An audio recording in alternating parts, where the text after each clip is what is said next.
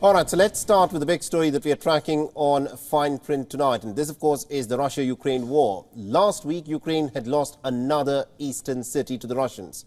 After 2 years of fighting, the former US President Donald Trump is talking about encouraging Russia to attack NATO allies who are not spending enough on defense. And the US military aid to Ukraine is still tied up in the Congress. So after nearly about 2 years of war, where do the two sides find themselves on the battlefield? Now, undeterred by the recent reverses, the Ukrainian president is trying to downplay Ukraine's loss of the eastern town of Avdiivka. He's instead calling the allies to speed up support to Ukraine as the war presses on.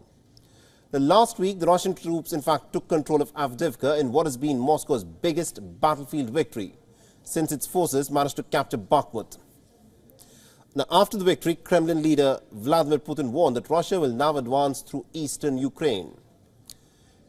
In an interview with Fox News, Zelensky in fact acknowledged that last year had been quote-unquote complicated for Ukraine, particularly as 2023 had come to a close. Now, Zelensky also pointed to earlier gains, particularly in the northeastern Kyiv region, where Ukraine has kept its attacks on Russia's Black Sea fleet. Now, he's also mentioned the success in shooting down several Russian planes in recent weeks. The downed aircraft included an Su-34 and Su-35S in eastern Ukraine on Monday. Even so, Ukraine faces a new wave of ammunition shortages spurred by the political stalemate in the Congress over US funding for Ukraine. European defense officials have conceded that Kyiv is in fact able to put up a creditable show by rationing its ammunition smartly and efficiently. Meanwhile, the losses for Russia are no less staggering. And according to a classified US intelligence assessment, Russia may have suffered as many as about 315,000 casualties.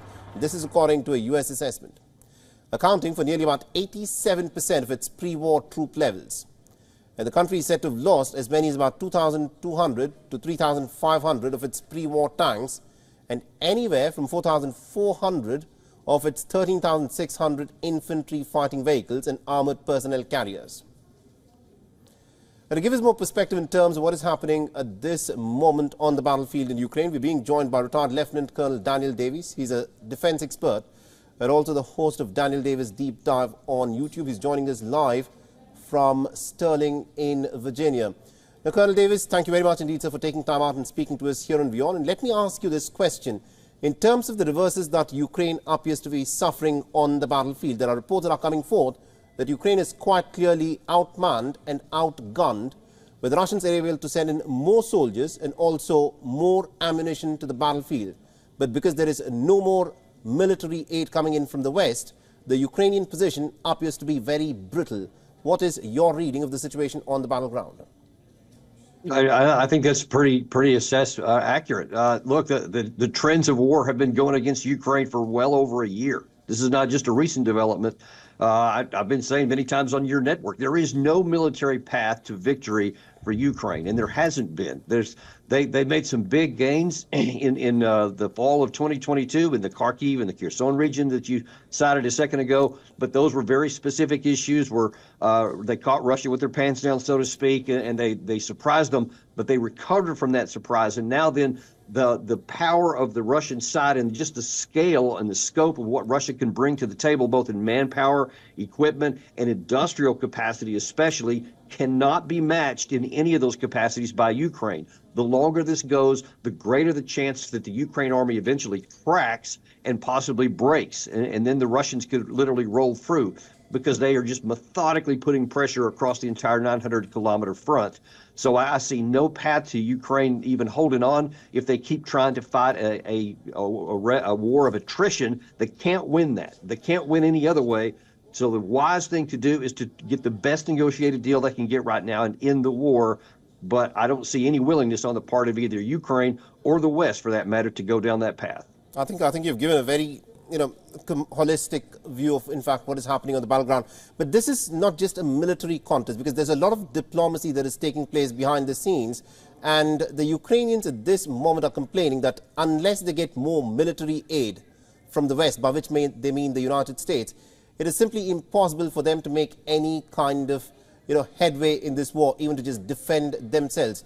How do you see this war unfolding diplomatically? The fact that no more Western aid has come through for more than a month now, does it mean that the United States, which was backing Ukraine to the hilt, is now quietly letting Ukraine sink? Well, look, I'll just question the premise that many are holding, that if they get the West, more of this aid from the West, that somehow that's going to make a difference. It won't.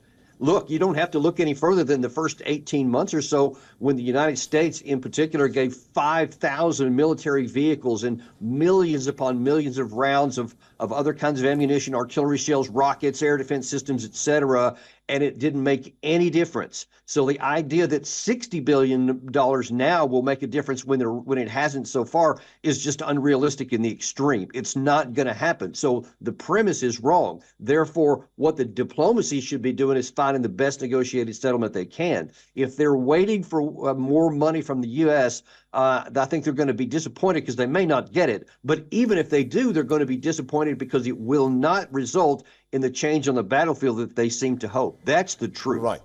All right. Thank you very much indeed, Colonel Davis, for joining us and getting us that perspective there. Thank you.